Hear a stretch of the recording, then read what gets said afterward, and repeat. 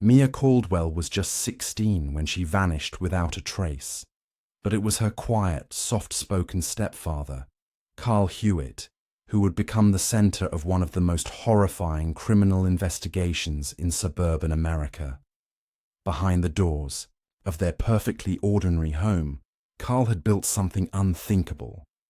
A hidden torture chamber designed for total control, secrecy, and pain. What the police uncovered would shock an entire nation and reveal just how far evil can hide in plain sight.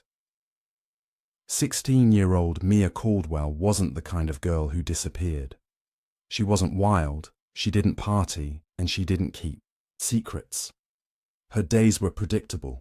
School, homework, helping her mum around the house. So when she didn't show up at school for 2 days in a row, her aunt, Dana Caldwell, knew something was wrong.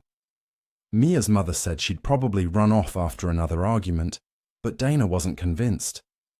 She filed a missing persons report, despite some pushback from authorities who saw it as another teenage runaway case. The police made their initial visit to the family's 2-story home in a quiet Kansas City suburb. From the outside, everything looked normal. The grass was neatly trimmed, flower pots sat on the porch, and a basketball hoop stood at the edge of the driveway. Mia's mother answered the door looking tired and worried, clutching a photo of her daughter. She said Mia had stormed out 2 nights earlier and hadn't been heard from since. Her voice trembled as she described her daughter's last words. She said they'd argued about chores, about grades. Nothing serious. Nothing worth disappearing over. Carl Hewitt, Mia's stepfather, joined them a moment later. He was calm, composed, and oddly helpful. A tall man with a quiet demeanor and tired eyes, he told officers they were welcome to look around. "She's a good kid," he said, "but she's emotional. She'll come back when she's ready." It was the kind of line police heard often from parents of runaways. Nothing about Carl raised alarm bells, not immediately. The officers toured the home. Mia's room was tidy, her bed made, school books still open on her desk. Her phone was gone, but most of her clothes were still in the closet. Downstairs they checked the kitchen, the living room, and finally the basement. It was darker than the rest of the house, even during the day. There was a strong smell of cleaning chemicals and water stains on the concrete floor. One officer noticed deep scratch marks near a support beam, but Carl brushed it off, said the basement had flooded years ago and rats used to get in. With no signs of a struggle and no proof of foul play, the police had no choice but to file their report and leave. They told Dana they'd keep the case open, but there was little they could do. That night, Dana sat awake replaying every conversation she'd ever had with Mia. Something didn't sit right. Mia had never liked Carl. She never said much, but her unease around him had been clear. Dana had chalked it up to teenage mood swings. Now she wasn't so sure. What no one knew then was that Mia hadn't gone anywhere. She was still in that house, somewhere beneath their feet, hidden behind walls that had been carefully designed to silence her. And the man who calmly watched police walk through his home knew exactly where she was. 3 days after Mia Caldwell vanished, the police had little to go on. There were no leads, no confirmed sightings, and her phone was either dead or turned off. Her mother continued to believe she had run away in a moment of teenage frustration. But her aunt, Dana, refused to believe Mia had simply left. She began handing out flyers, contacting local news outlets, and speaking to anyone who would listen. That persistence soon paid off. A neighbor across the street, an older woman named Mrs. Langley, finally came forward. She'd heard something strange 2 nights before Mia was reported missing. High-pitched screaming coming from the Caldwell house in the early morning hours. At first, she thought it was just the TV or a nightmare, but it had happened again. The next night, she never called the police. "I didn't want to interfere," she told Dana. "But now, I wish I had." This new information gave detectives cause to take a closer look. The report of screams, paired with Mia's continued absence, was enough to request a search warrant. They returned to the Caldwell home the next afternoon. Carl was at work, and Mia's mother, though confused, allowed the officers inside again. This time, the search was far more thorough. They began in the basement. The air was stale and heavy. One of the officers noted that the floor, which Carl had claimed was water damaged, had a strange uneven patch near the back wall. Something about the way the wall was framed didn't look right. The team tapped along it, listening closely. A hollow sound in one spot caught their attention. With permission now granted by the warrant, they began to dismantle the drywall. Behind, it was a narrow corridor, dark and unfinished. The walls were lined with insulation and foam padding, soundproofing. At the end of the corridor was a heavy wooden door, bolted from the outside. The officers pried it open. What they found inside would stay with them forever. It was a small windowless room with a concrete floor and a single overhead light bulb. In the center was a stained mattress. Chains were attached to the walls and floor. A camera was mounted in the corner, its red light blinking. Nearby were surgical tools, restraints, and a small table covered in various bottles and syringes. It looked more like a scene from a horror movie than anything expected in a suburban home. The officers called for backup immediately. They began searching every inch of the room and surrounding area. That's when one of them noticed a grate in the floor, barely visible under an old rug. Beneath it was a narrow crawl space. Inside, curled in the dirt and barely breathing, was Mia. She was covered in bruises, pale and skeletal. Her lips were cracked, and her wrists showed deep marks from the restraints. She didn't move at first. It took several minutes for paramedics to stabilize her. As they lifted her out of the darkness, the entire house seemed to fall into silence. Everything had changed. Carl Hewitt, the man who had calmly let police into his home just days earlier, had been keeping her there the whole time. Carl Hewitt arrived home from work to find his driveway filled with police cars. At first, he kept his composure, asking calmly what was happening. But when an officer informed him they had found Mia alive in a hidden room beneath his basement, his expression shifted, not to panic, not to fear, just a subtle drop in his shoulders, like someone who knew the game was over. He was arrested, immediately, without incident. As he was taken into custody, investigators remained at the house, documenting every inch of the basement chamber where Mia had been kept. The hidden room was more than just a holding cell. It was a carefully constructed prison. It had taken planning, time, and precision.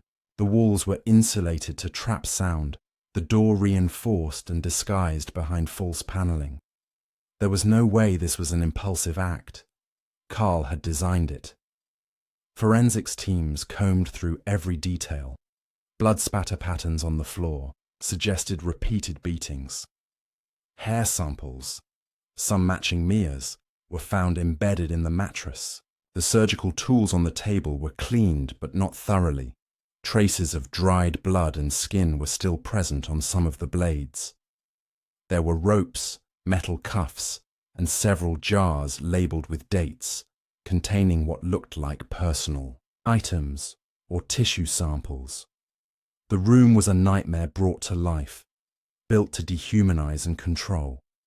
Mia was rushed to the hospital, where doctors immediately began treating her for dehydration, malnutrition, and multiple infections. She had been in that room for nearly 3 weeks.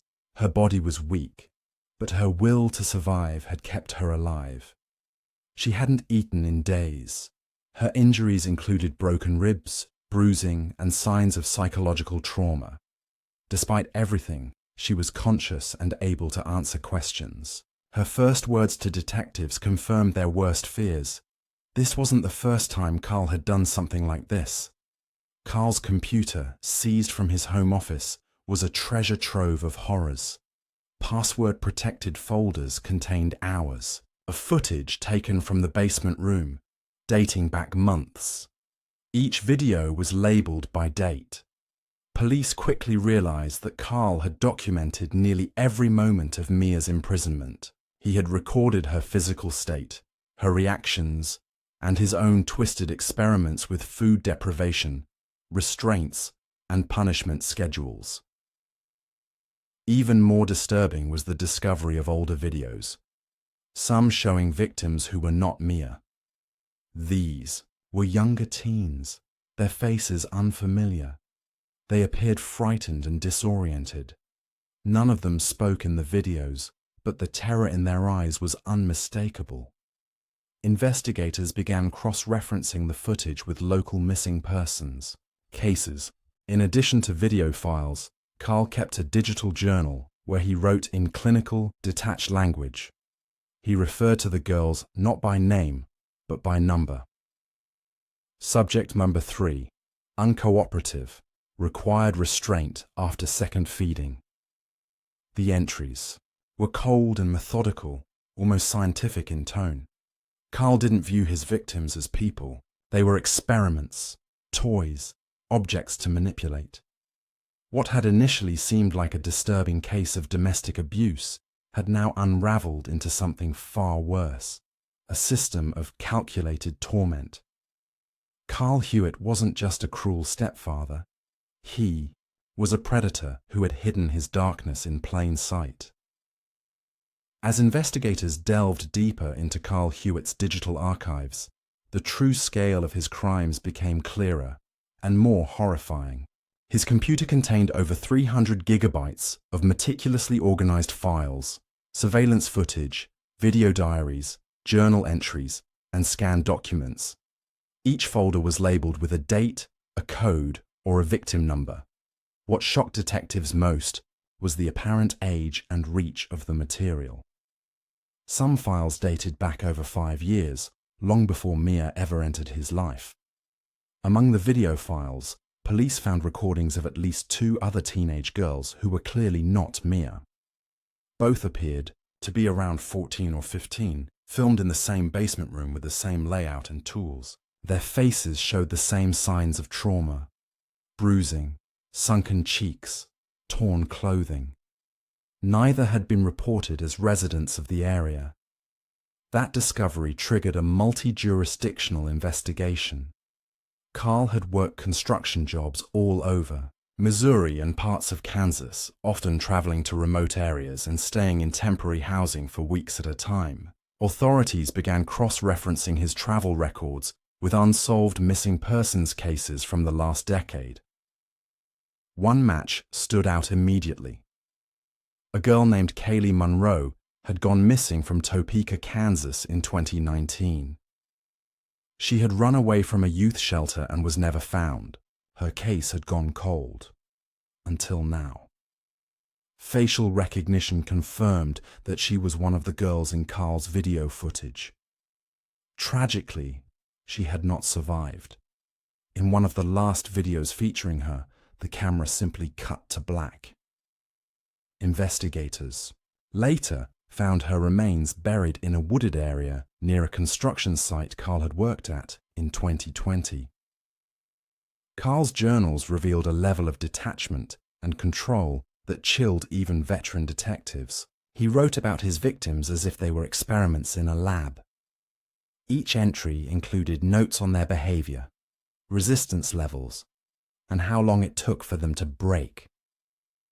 He documented food deprivation methods, sensory manipulation, and punishment schedules. One disturbing entry described the use of noise machines and bright lights to keep victims disoriented. Another detailed how he timed the application of physical pain to observe the psychological impact over time.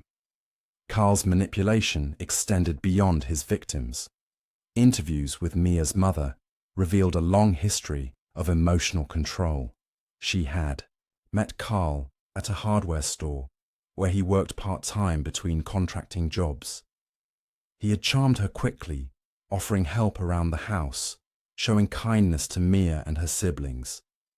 But over time, he isolated her from friends and family, subtly, eroding her confidence and independence. By the time Mia was captured, her mother had become so emotionally dependent on Carl that she didn't question his odd habits or unexplained absences. Meanwhile, investigators searched all of Carl's past residences, job sites and storage units. They feared there could be more hidden rooms, more victims, more graves. Cadaver dogs were brought in. Shallow graves were discovered near 2 different rural properties he had access to during earlier years. DNA tests were ongoing, but it was clear. Carl had been living a double life, hiding unspeakable cruelty behind a mask of normalcy. He wasn't just a monster. He was a strategist, a planner, a man who had built a system of horror, brick by brick, and concealed it for years. The courtroom was silent as Carl Hewitt entered, shackled and flanked by armed deputies. He wore an expression of detached calm, as though none of what he'd done truly registered with him. Journalists packed the gallery. The trial had drawn national attention after police revealed the scale of Carl's crimes. The basement torture room, the videos, the journals, the graves. It was all too horrific to believe, but the evidence was undeniable. What had started as a missing persons case had grown into one of the most disturbing serial abuse investigations the state had ever seen. Mia Caldwell sat just feet from her former stepfather, physically frail but mentally determined. Against her doctor's recommendations, she chose to testify.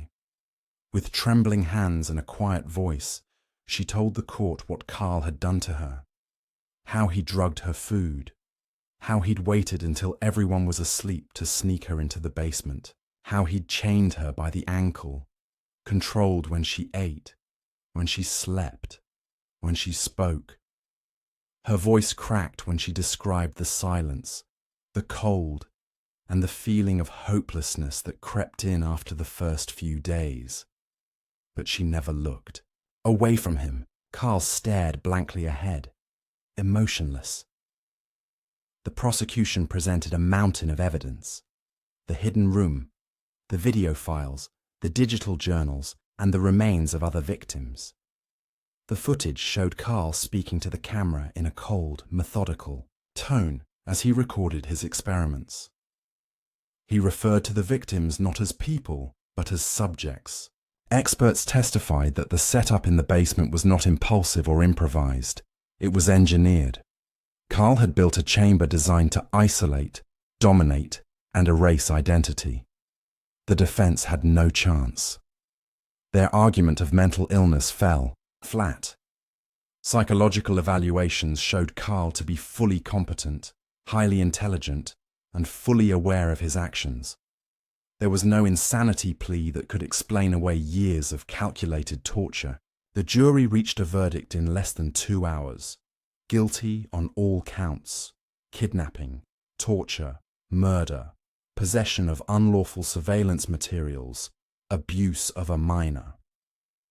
The judge, visibly shaken, sentenced Carl to life in prison without the possibility of parole, stating that his crimes were deliberate, monstrous, and inhuman. In the aftermath, Mia and her family tried to rebuild. She received trauma counseling and physical therapy, and slowly began sharing her story to raise awareness about hidden abuse and emotional control. Her courage inspired many. Her mother, haunted by guilt and manipulated by Carl for years, moved in with her sister and began her own journey of recovery. She had not been charged, but the emotional toll remained. Law enforcement agencies across the Midwest reopened dozens of cold cases involving missing teens, especially in areas where Carl had worked.